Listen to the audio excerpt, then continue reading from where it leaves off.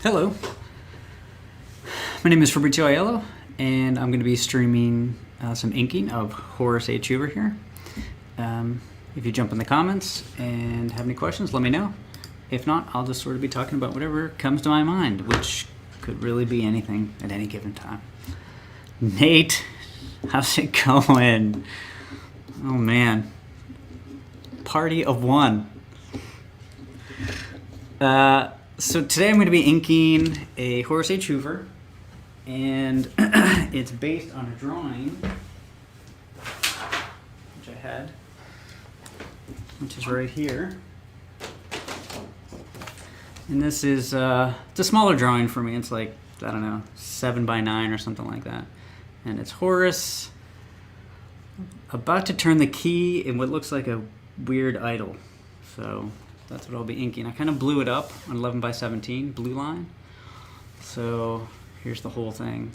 It's a little curious blowing things up like that in inking because you're just not, that's not how it's drawn. So some of the lines are going to be a lot thinner than they would be normally. So that's what I'll be doing. As far as tools, I'm using some Dr. P.H. Martin's Black Star Mat. The trusty old Kolinsky Sable number 2.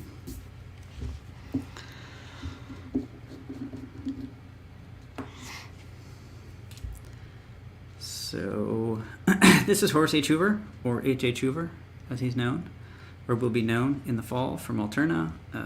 It's an occult, paranormal, detective adventure. A little weird, a little funny, a little interesting. Should be cool. All right. Oh, and I also used one more thing. Now, there's a lot of controversy about these things, but I use these little gloves because my hand will catch on the paper, and then when I'm trying to do a long brush stroke, it really can mess that up. So I do wear it. It looks goofy, I know, but it could be goofier.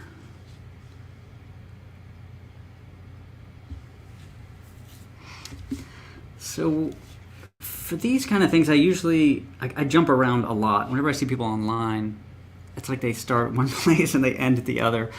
I will be jumping all over the place. So it won't really come together until the very end. And I don't know how long this piece is going to take me, so this will probably be a couple different streams. So here's the inking.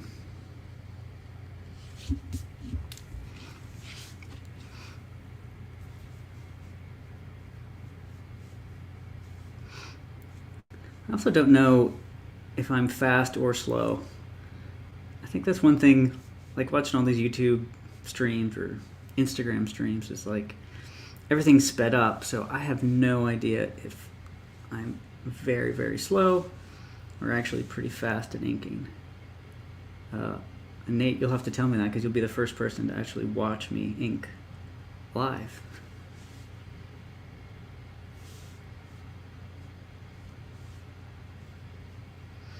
And I also approach drawing and inking pretty similarly. I tend to essentially outline everything, and then once I'm happy with the outline, I'll go in and then I'll do the blacks, and then from there I'll sort of put in like any texturing, gray value type stuff. That process seems to work for me. It doesn't mean I don't switch it around a bit, but that is how generally I approach things. Yeah, already I can tell. I mean, these lines are huge. The pencil lines are huge because the drawing was so small. So I'm gonna have to really fatten up this brush a little bit.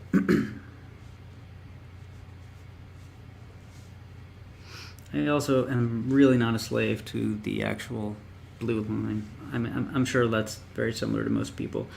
When you do your pencils, your inks are going to differ, sometimes substantially, sometimes not, it depends. But for monsters, it's almost like you get to do what you want. There's not a lot of rules.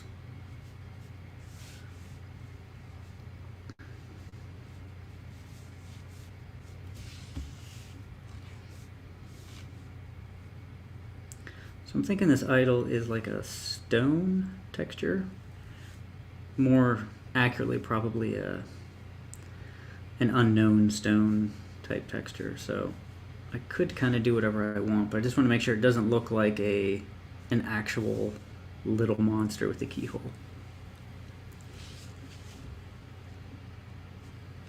Oh, that's pretty interesting, Nate. Yeah, it's funny. Like, I used to think that people did these giant long strokes of ink. So I'm like, oh my lord, I can't do a 12-inch long stroke.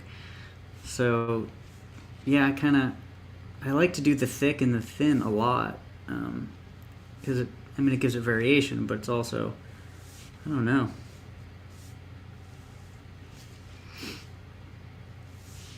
And granted, this is all organic, so I can be pretty loose with it.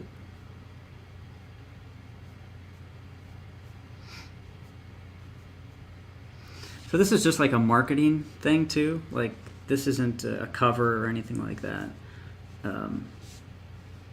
It might actually turn into like a story. I have an idea of like little short stories, but it's not, it's not fully formed, and sometimes these little drawings can essentially inform a lot of, the bigger stuff. It's just, I don't consider it concept art, but it's kind of like concept art.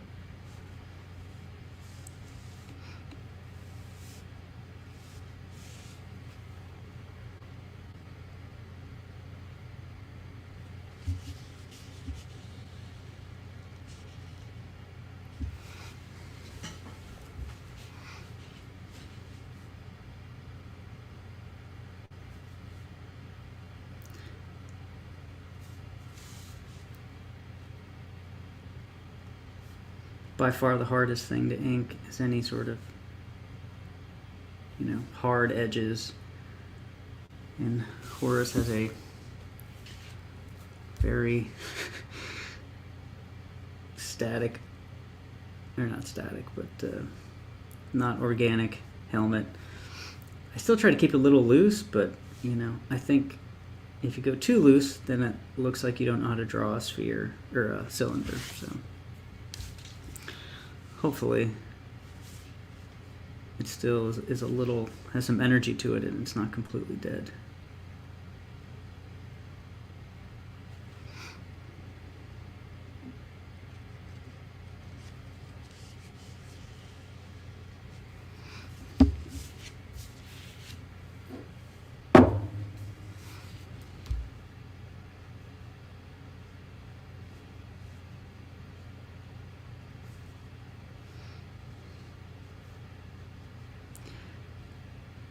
It'll be interesting to see if anything doesn't translate from small to big.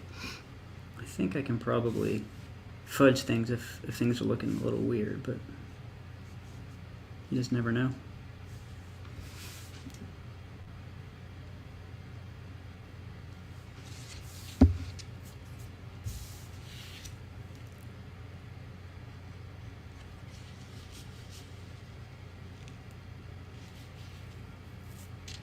One thing I do like about brush, though, is compared to sort of a dip pen, is it dries a lot faster, so I can work the whole page. I used to use a pen all the time, and it was just infuriating how often I would smudge.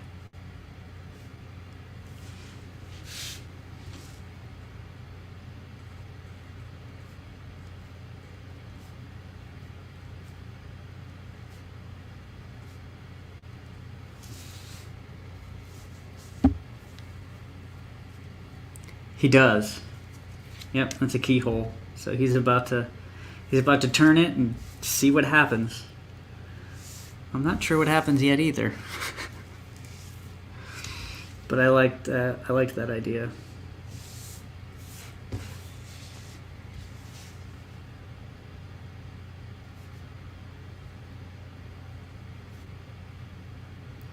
So let me ask, is it annoying when I turn the page?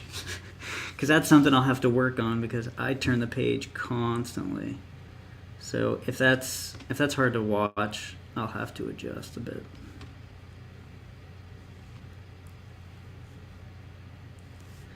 I just think everybody that inks has sort of an ideal position and direction.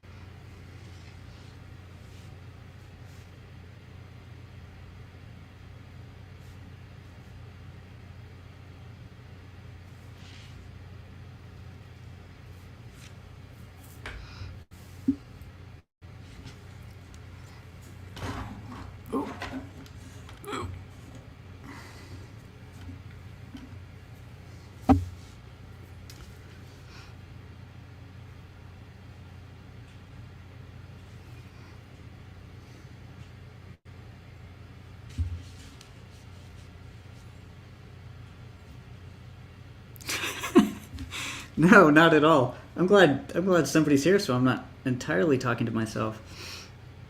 That's always dangerous, I think, left alone with your thoughts. If not, I would just be, I don't know what I would be talking about. Yeah, I think most inkers and artists are the same way. Like, you have an ideal, like, direction you throw strokes in for the most part, right? Do you do the same thing?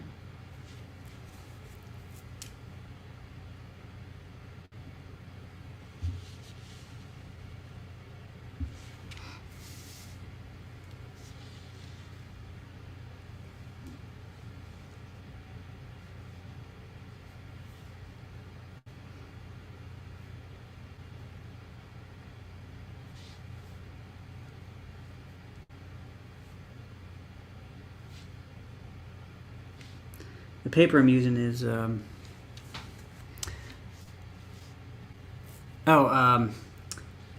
do you have like one direction that you always throw lines in, you know?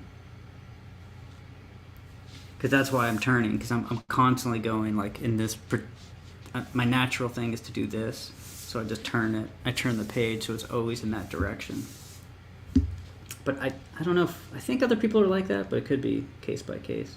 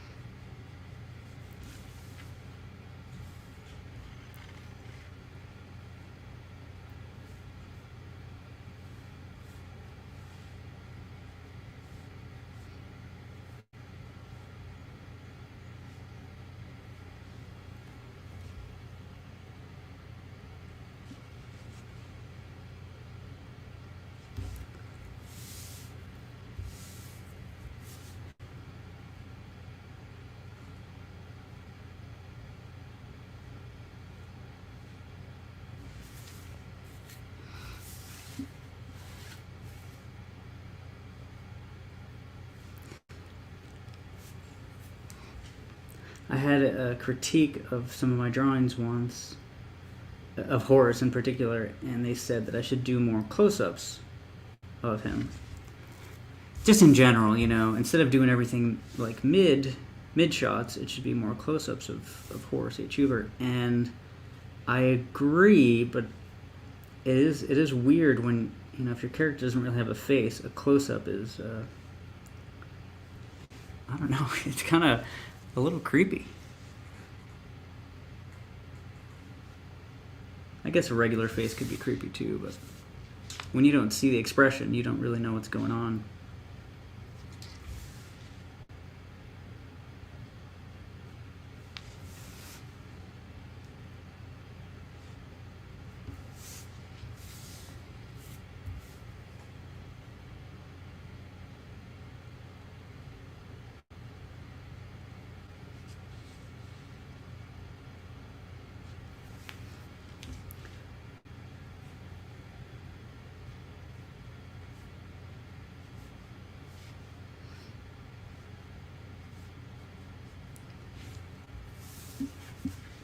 There's nothing more fun drawing than a monster. really can just... It's not like you can do anything. Hey, Matt, thank you for showing up.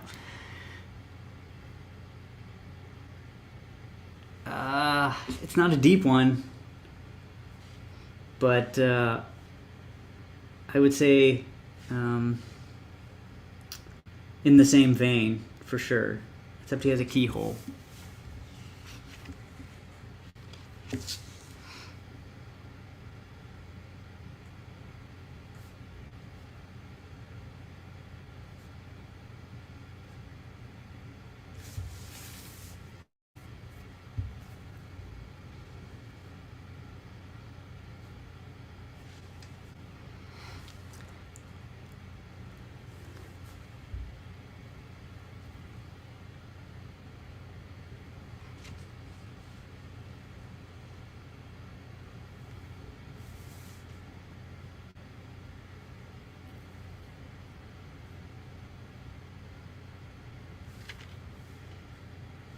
Oh, that's interesting, Nate. Yeah, I always wondered about that. I mean, I kind of feel like we all handle some things very similar, and then some things are just totally different depending on the person and the piece of artwork too. Sure.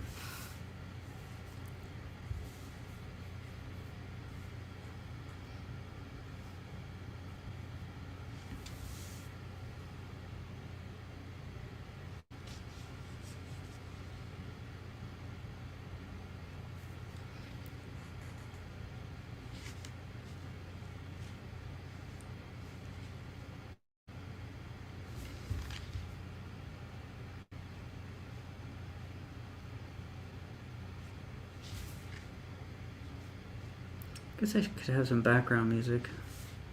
I don't know if that's probably a good idea. If I can find it quickly.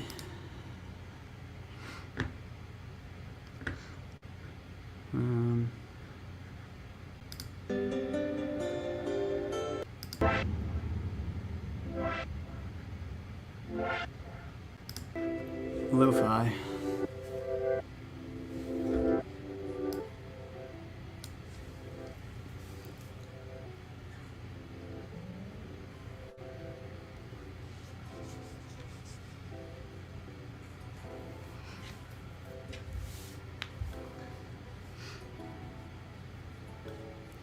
I have a fascination, a fear, call it what you will, of teeth.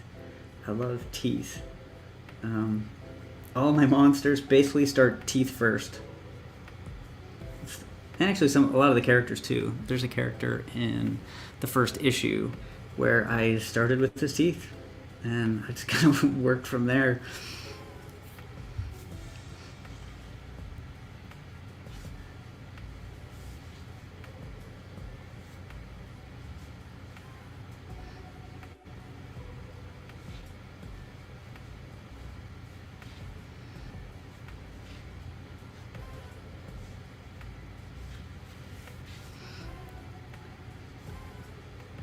So this is actually, I would say this is kind of indicative of maybe an issue or a case that Horace would actually be involved in. You know, he would be sort of digging through books, looking at old artifacts, antiques, you know, looking at clues and things like that. So this, I thought, was a pretty good, pretty good place for somebody who's never seen Horace or doesn't know anything about him to look at it and kind of get an idea of the character a bit.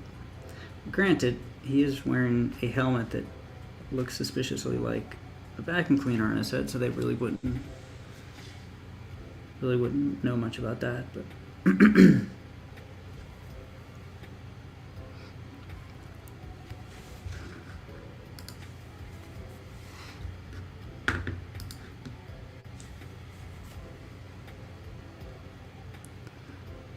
thanks, Nate. Thanks, Nate. Yeah, it's just too much fun. Like, I understand this. Not a need. Like, like wanting to draw monsters, so just make your main character like monster like, because then you can always be drawing monsters. But I like the idea of the like very organic, kind of all over the place, weird monster, and then you have Horace, who has, you know, this geometric shape on his head, and he's the very opposite of a lot of that kind of stuff. Hopefully in an interesting way too. It's not just geometric for the sake of being geometric. Reflections are always tough. You know, do I do like a real actual reflection, or do I just kind of do a vague one? I think that's a challenge. I have been, in some of the stories, some of the issues, I have been doing a real reflection. I think when it serves the story, I'll do like an actual reflection. If not, I think it can actually be a little distracting.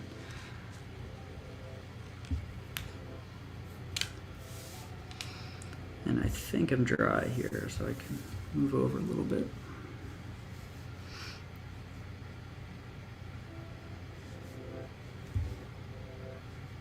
Knees. A bent knee is every comic artist like nemesis.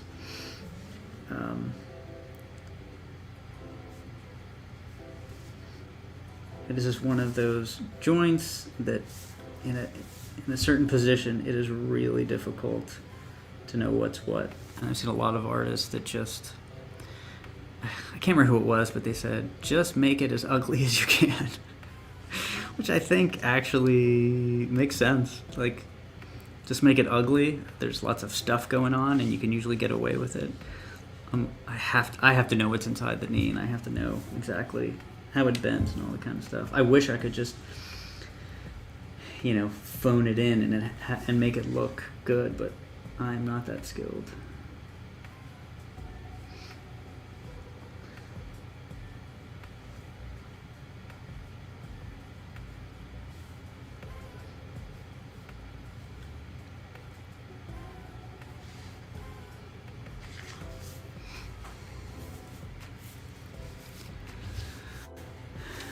I'll save the books for the end. I just want to make sure he gets going first. I'll do the texture for this quite a bit later, after sort of the outlining is done, and then I'll go in and try to make it look like a stone or some sort of material. Yes. Exactly, Nate.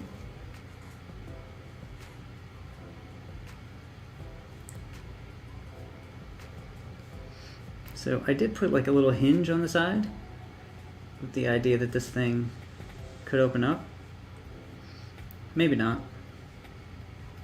I kind of like to leave that open. For now, at least.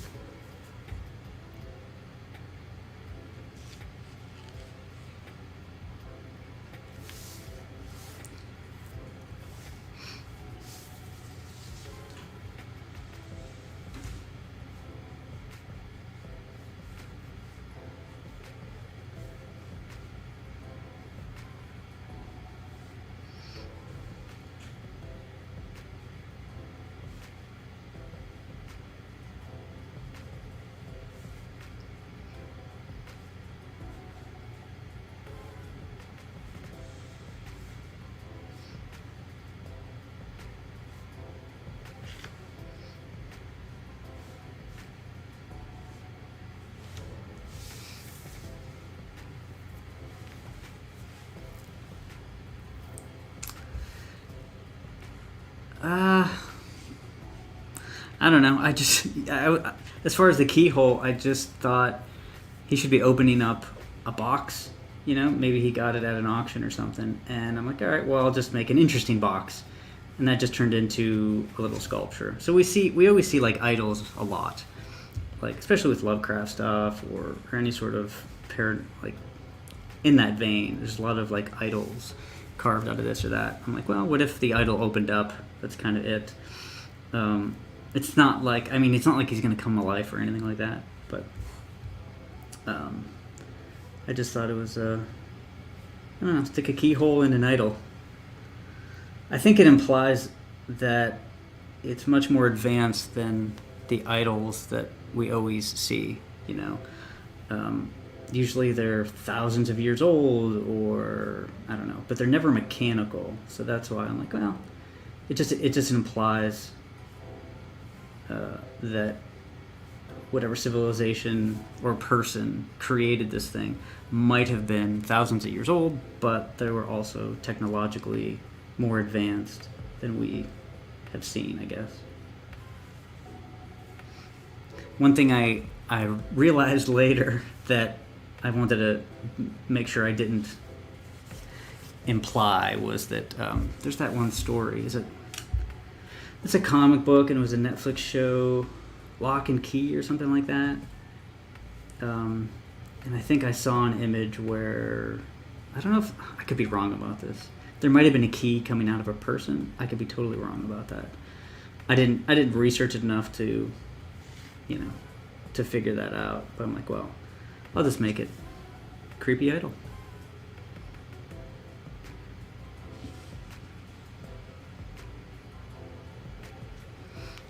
Sometimes I think that if you take a trope or sort of a standard thing and you just do it a little differently, sometimes that's all you need. You don't have to go, 180 degree in a different direction. It's just a tiny little twist. Sometimes that's just enough.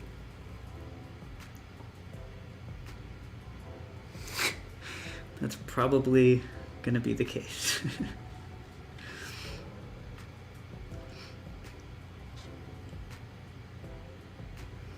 Yeah, that's why I really got to nail the material, because I don't want people to think this is like a monster. So this is just a creepy box. That's kind of how I'm looking at it.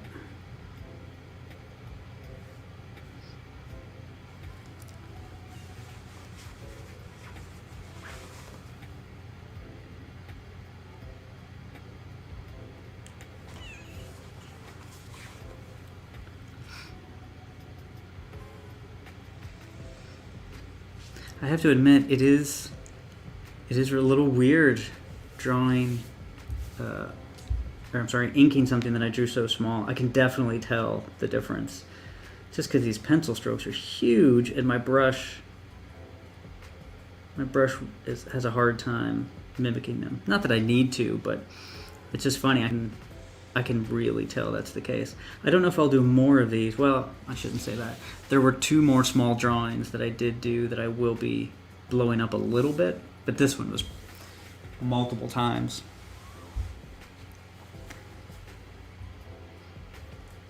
Yeah, coloring is interesting. It's always a source of stress for me until I actually start doing it.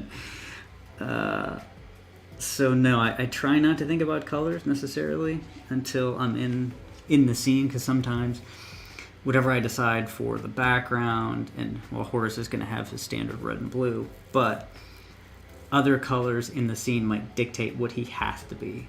So even if I want him to be, maybe like a light gray or something, I can't, because it's too close to Horace or something like that. So I found that to be a problem with my limited palette. It's just that I'm kind of forced into certain colors. And don't get me wrong, it's fine. I like the way the colors turn out, but it just takes a lot longer to really hash that out.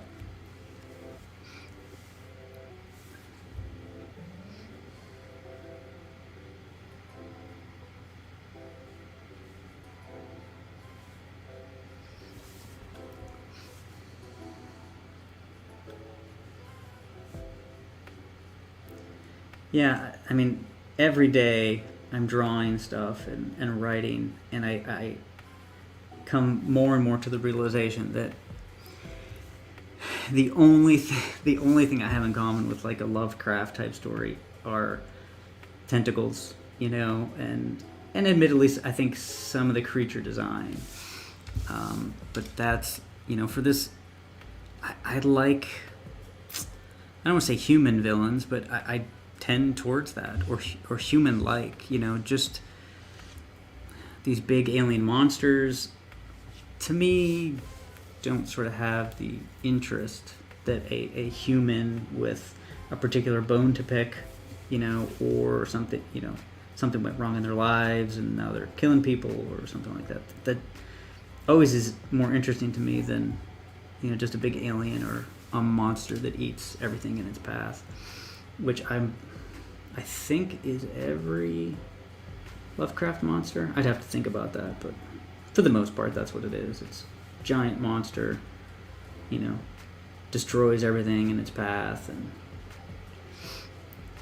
including the cultist or whoever tried to summon it in the first place. You'd think they'd learn after a while. Surely some of these stories of raising some demon went viral back in the day and got around to the other cultists. Even if you're not in that particular cult and you're in a different cult, I'm like, oh, did you hear what happened to the, the Red Skull headdress cult? No, what the heck happened? Oh, well, they raised the, netherworld void demon, and it actually killed them. Really? I can't believe that would happen. Well, you just think that stuff gets around, but maybe it doesn't.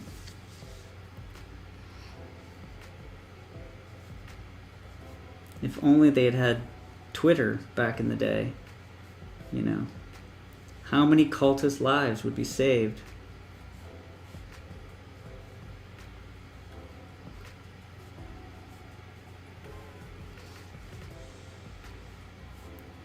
The other thing I think that's interesting is when you zoom in on drawings like this is, if you think about it, his hand is actually bigger or as big as mine.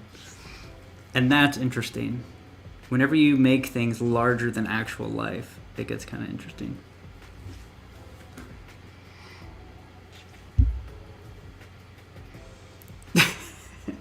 Exactly, Nate. I mean, come on.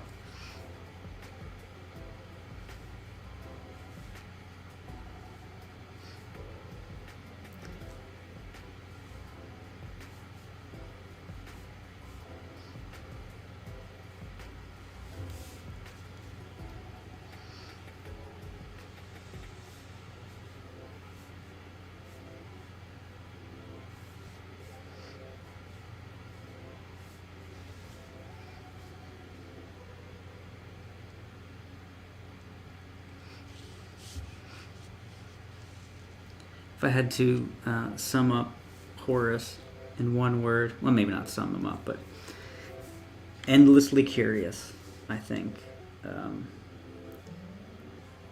Endlessly curious. So I think that's what kind of gets him into a lot of weird situations or sends him down rabbit holes, or especially with knowledge. I think anybody that knows somebody that's sort of obsessed with learning stuff, it's just endlessly curious, and that just leads you all over the place.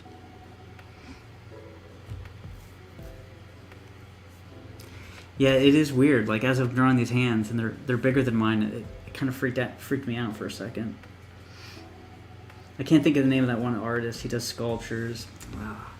Essentially human bodies, like realistic, beautiful, realistic sculptures, but they're much, much bigger than human sized, and it's just creepy. I can't think of his name.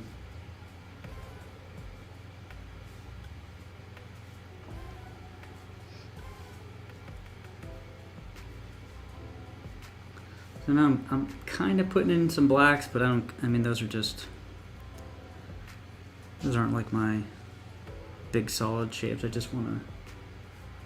I want to add some textures. Some of these lines are really straight, and for, this kind of monster, they should not be straight, so I'm just adding a little bit of variation.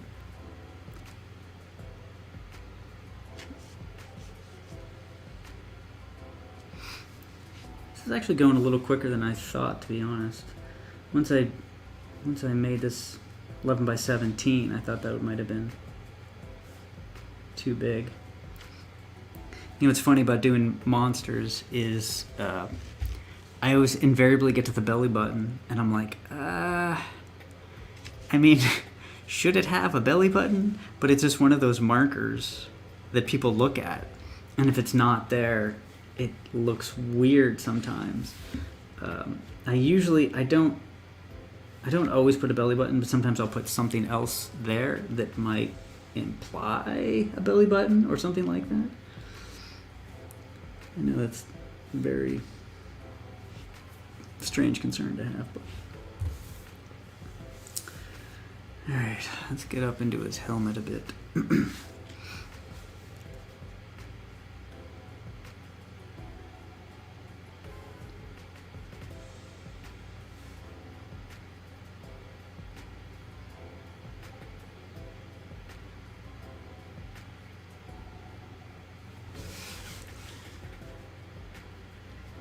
And the other thing too is when you're drawing so small, I mean, you just can't get the detail that you normally would at this scale. So I gotta really, it's a little hard to read some of my lines, but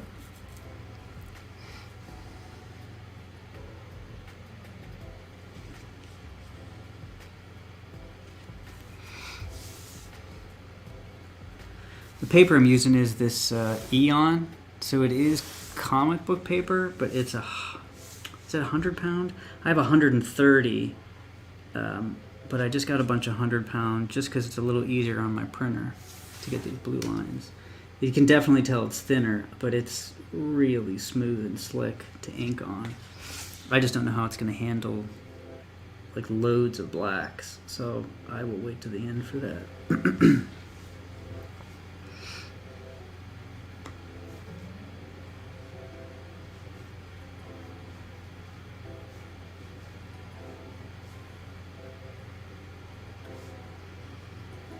If I've learned anything doing Horace for the past year or two, it's how to do cylinders in perspective fairly well. I'm not perfect at it, but I actually think perfect would look not great, but I'll say believable. To the point where people don't get hung up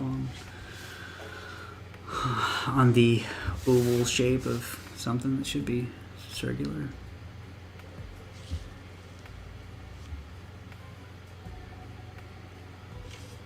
Is it seriously 138? Holy cow. That's kind of crazy.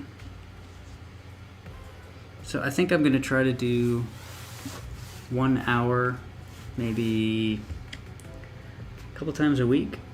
I'll be doing this anyway, so I might as well stream it. I got a pretty good setup here, so after going through about 8 different cameras and lighting setups, and it was ridiculous.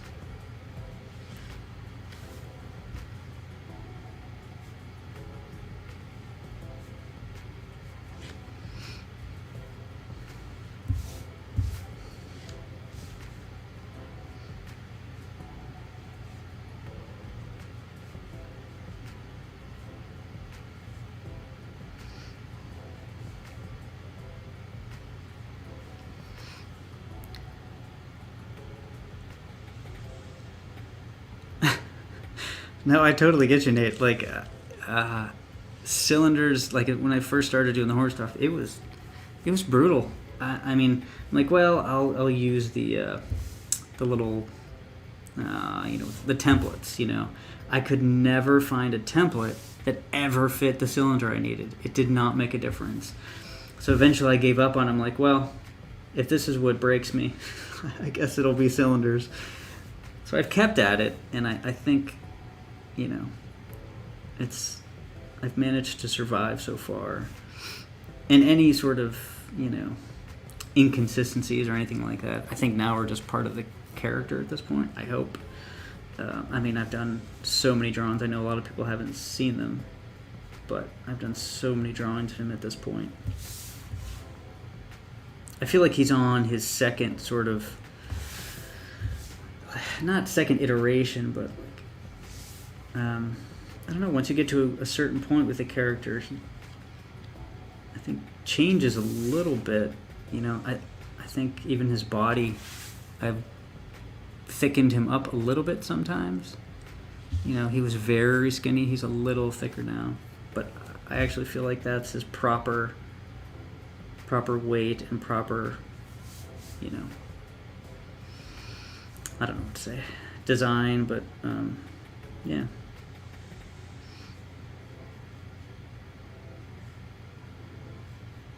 And of course his pouches.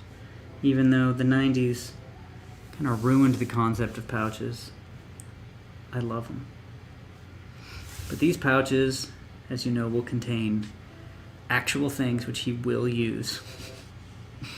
They aren't just decorative pouches with other little mini pouches inside. They have real, live things in them.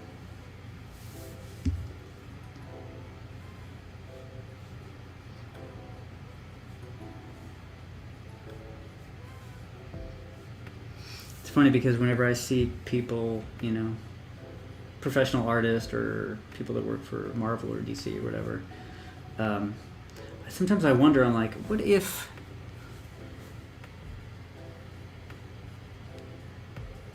Oh, cool. Thank you. Yeah. Like,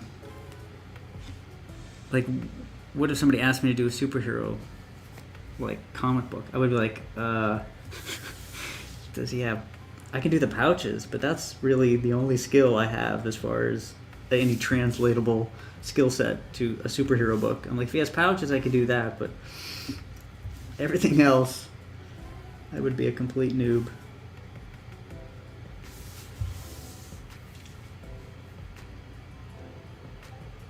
Oh, that would be really cool, Nate. That is a great idea. 100% I'm going to do that. And I can make it into a poster. Oh my god, that's a brilliant idea. Because I do have, in the sculpture, he has a bag and, there's some stuff spilling out. But I can kind of take that idea, because some of the stuff that I put in the bag basically will be in his pouches. But I love the idea of a diagram or an illustration, like a technical looking illustration of all the stuff.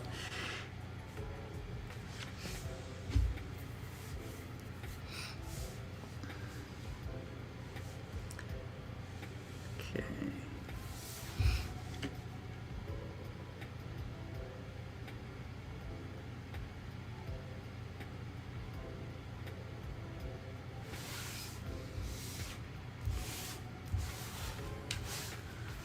So what I think I might do on this channel is maybe every once in a while, people that pop up on the stream, maybe give them artwork or something like that. Maybe like a little raffle or something.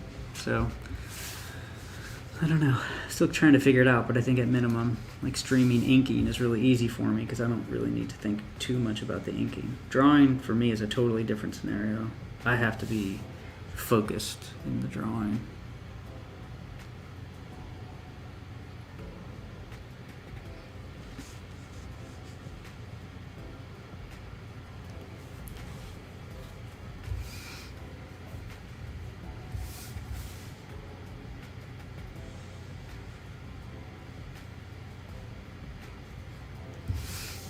It would be really cool to have guest artists stream with me. So one of these days, Nate, you'll have to pop on.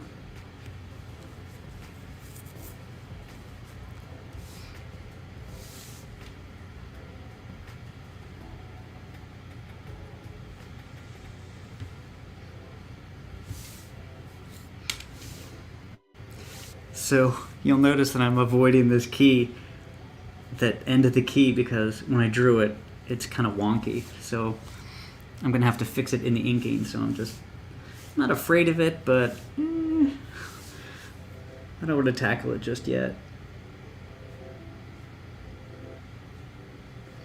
Sometimes I will actually pull out a pencil and draw, fix it, and then ink, but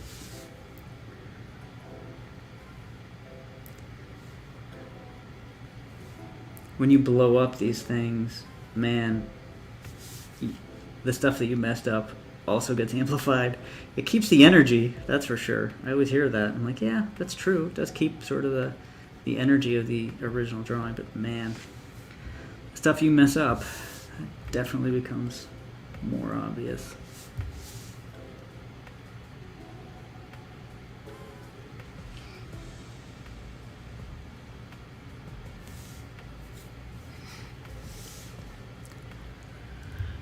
Yeah, I also wonder, about Blue Line. I ink almost exclusively on Blue Line just because, unfortunately, the paper that I draw with, I've found really great paper that for my style and everything I do works perfectly, but it's not great for inking. And this paper is perfect for inking, but not great for drawing. So, I separated the two, and it really worked out for me. So, really have two versions of the artwork. Although, they really are two different drawings. I look at them as very, very different drawings. The pencil drawing and the inked version of it.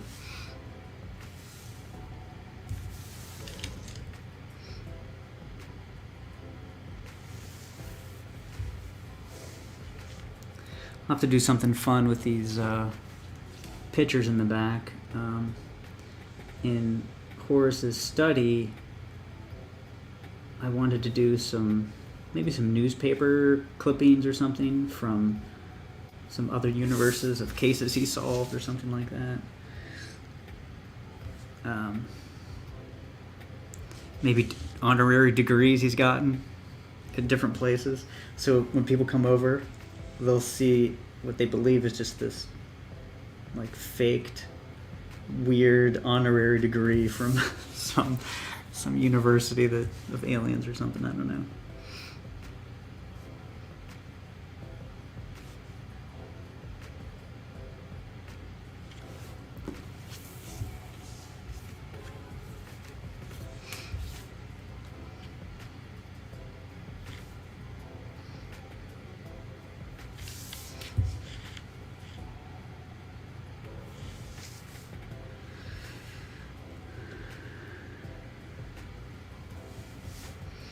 Almost done with the outlining. Close. I still have to do the top of the page, but everything down here is looking pretty good for outline stuff. Just have to make sure I haven't. If you see anything, Nate, that you're like, what the heck is that? Please let me know.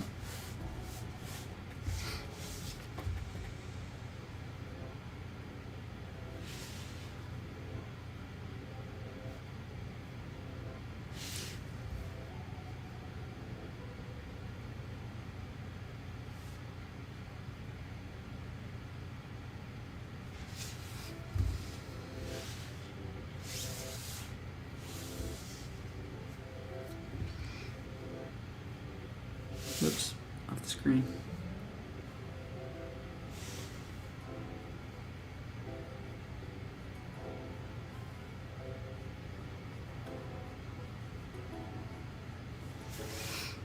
I might have to white out those. Those angles are wrong on his little things.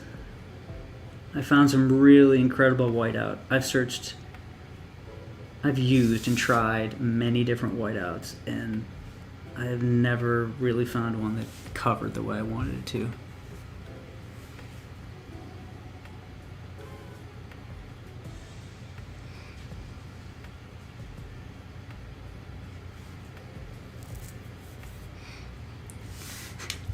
Yeah, I know. I mean, I know you've seen it, but people like John Buscema or whoever, those dudes, they would ink with a brush and a ruler, and I've never been able to do that. That's just been a complete mess every time I try to do that. A complete disaster. I wish there were videos of them doing stuff like that, at length, where I could really see, in different situations how they handle it, because I can't even wrap my head around it.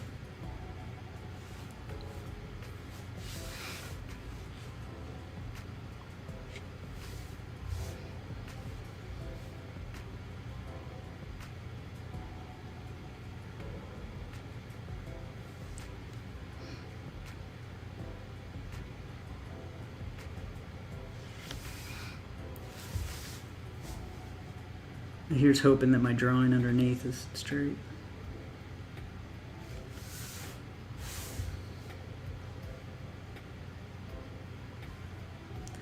once you have those really thick lines, you can, if you're on either side of a really thick line that isn't 100% accurate, you could end up being way off.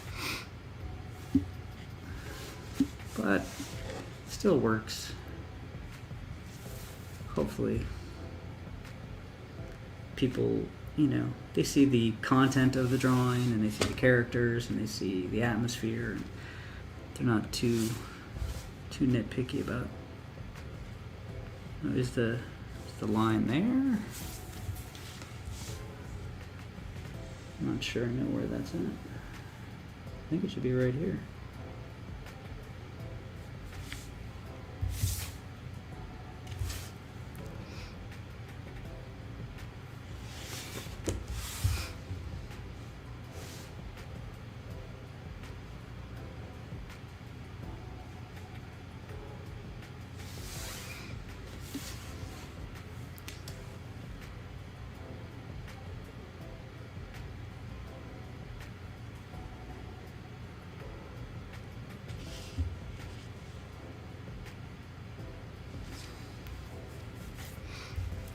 Yeah, if I can finish all the outlining stuff today, and then probably wrap up the blacks and the texturing stuff the next time, would be great.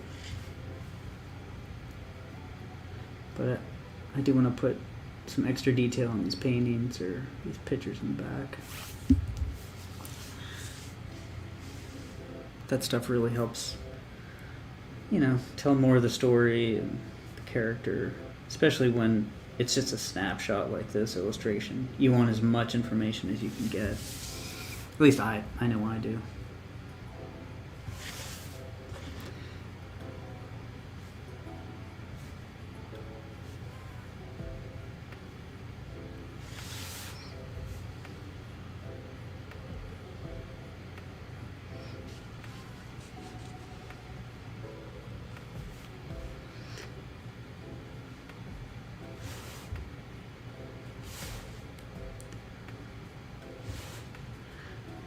I am fairly certain at some point in time somebody will tell me that this is not an accurate representation of a vacuum from the 30s. I've kind of taken bits and pieces of things and kind of cobbled them together. But I figured that's what Horace would do, so I think that works for me.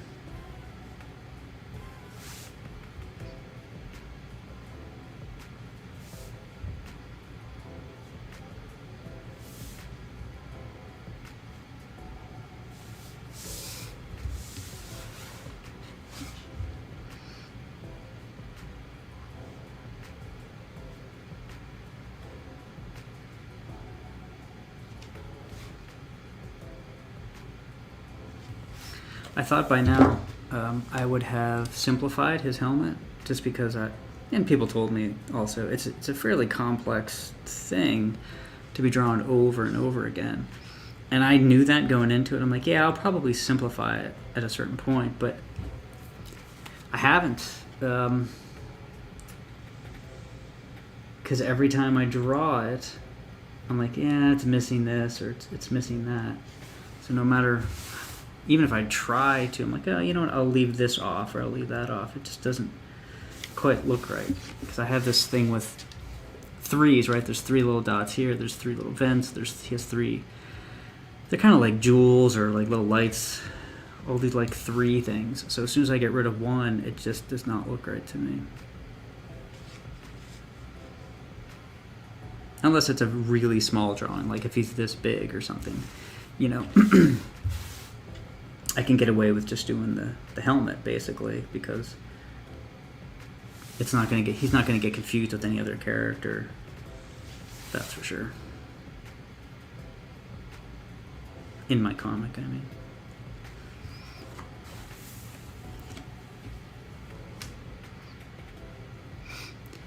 So these little things are purely aesthetic. Yeah, there's not a lot of function to the helmet. I don't want to give too much away, but yeah, like it.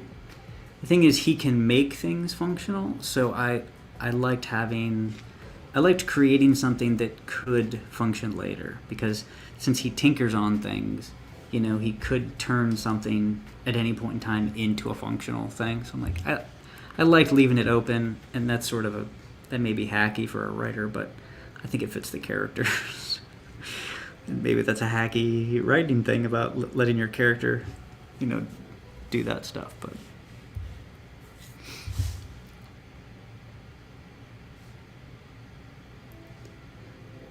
Because I never referenced an actual vacuum cleaner until, I don't know, much later. It just wasn't. It didn't make a difference to me, because this is his helmet. So I was like, well, he could tweak it however he wanted. So I came up with the initial design, kind of tweaked it a little bit here and there, and then. I think the first vacuum cleaner I looked at, it was way longer. I just did a real quick search to see, in general, what kind of vacuum cleaners were available at that time, roughly.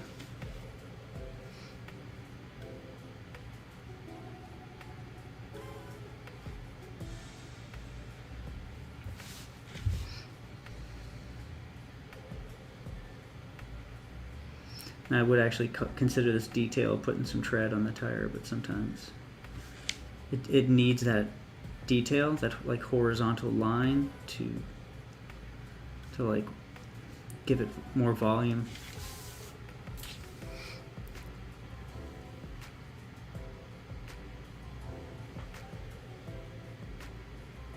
Oh, that's interesting, Nate. Yeah, I hadn't thought about that.